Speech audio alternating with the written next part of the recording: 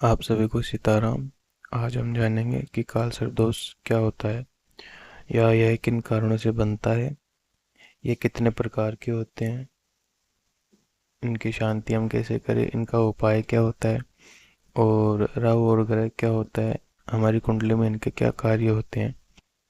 तो कालसर्प योग एक विशेष योग माना जाता है जो जन्म कुंडली में जो हमारे जो 7 ग्रह होते हैं वो राहु और केतु के बीच में फंस जाते हैं, तब यह योग का निर्माण होता है। राहु और केतु वास्तविक कोई ग्रह नहीं होते हैं, यह एक छाया ग्रह होते हैं जो हमारे पिछले जन्म के जो कुकृत्य होते हैं, हमारे कर्म होते हैं, यह उनका प्रारब्ध होता है जो हमें इस जन्म में भोगना पड़ता है। यही एक जो कालसर्प दोष है, कालसर्प योग है, जो सर्प योग है, इसे अलग अलग जगह अलग अलग प्रकार से जाना जाता है। तो इसी योग के बारे में जानेंगे। यह पिछले जन्म से हमारा जुड़ा हुआ होता है, प्रेजेंट से इसका कोई ताल्लुक नहीं होता। ये प्रेजेंट में तो सिर्फ अपना जो ये प्रारब्ध होता है उसे हमें भोगना पड़ता है राहु और केतु के माध्यम से। और एक शनि का भी रोल होता है इसमें, लेकिन कालसर्प योग के अंदर शनि का रोल नहीं होता है। वैसे प्रारब्ध में राहु और शनि ये ऐसे होते हैं जो हमारा जो पिछले जन्म का प्रारब्ध होता है वो हमें भोगने के लिए मजबूर करते हैं। कालसर्प योग मुख्य रूप से 12 प्रकार के होते हैं।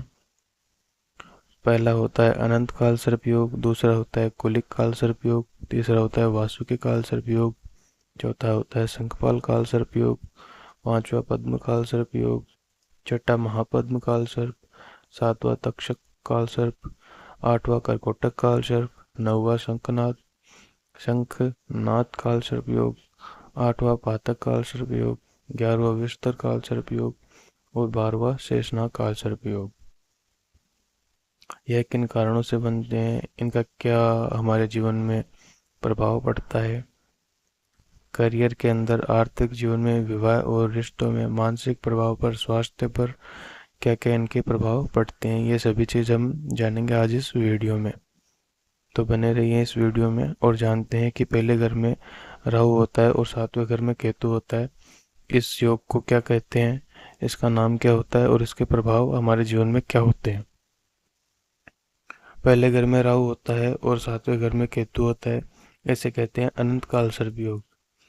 यह जातक को इस योग से जातक को मानसिक पीड़ा का सामना करना पड़ता है, अशांति रहती है जीवन के अंदर, कपट बुद्धि रहती है, प्रतिष्ठा हानि होती है, मतलब आपकी कहीं पे इज्जत नहीं रहेगी या फिर आपकी जो आवाज़ है उसका कोई प्रभाव नहीं पड़ेगा दूसरों के ऊपर, और हमेशा आपकी मान हानि होगी और आपकी प्रतिष्ठा हानि होगी। मतलब वैवाहिक जीवन में भी दुख होगा, आपको दुखमय आपका जीवन रहेगा अधिकतर, और जातक को आगे बढ़ने में काफ़ी संघर्ष करना पड़ता है। इसके अंदर निरंतर मानसिक अशांति का सामना करना पड़ता है।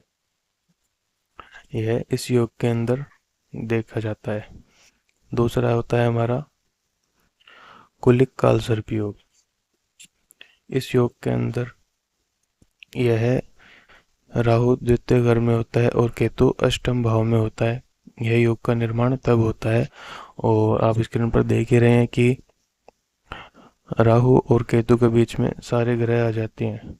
ये जितने भी ग्रह हैं ये खुद के एक विशेष रोल करते हैं। 7वां घर हमारे पार्टनर का होता है, जैसे चौथा घर हमारे सुख और माता का होता है।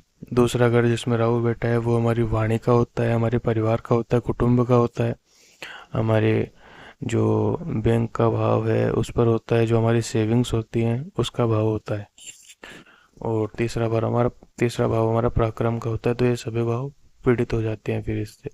दूसरे भाव में राहु होता है, तब इस योग का नाम कुलिक कालसर्प योग होता है।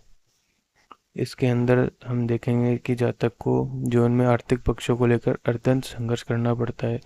जातक कर्क वाणी से युक्त होता है, मतलब जातक बहुत ज़्यादा कटु वचन बोलेगा, जातक की वाणी उसके कंट्रोल में नहीं होगी, जातक को गुस्सा भी आएगा, और कलह प्रिय उसकी स्थिति रहेगी पूरी। कलह प्रिय तो नहीं कह सकते, कलह की स्थिति रहेगी उसकी पूरी। साथ ही पारिवारिक विरोध रहेगा, और विवाह में विलम्ब भी हो सकता है, मतलब बहुत से कारण इस योग में बनते हैं। तीसरा हमारा योग होता है वासुकी कालसर्प योग। यह योग तब बनता है जब राहु तीसरे घर में और केतु नौवें घर में होता है और इनके बीच सारे ग्रह आ जाते हैं, फंस जाते हैं, क्योंकि राहु एक सर्प होता है और यह सर्प का मुख होता है राहु, और केतु सर्प की पूंछ होती है।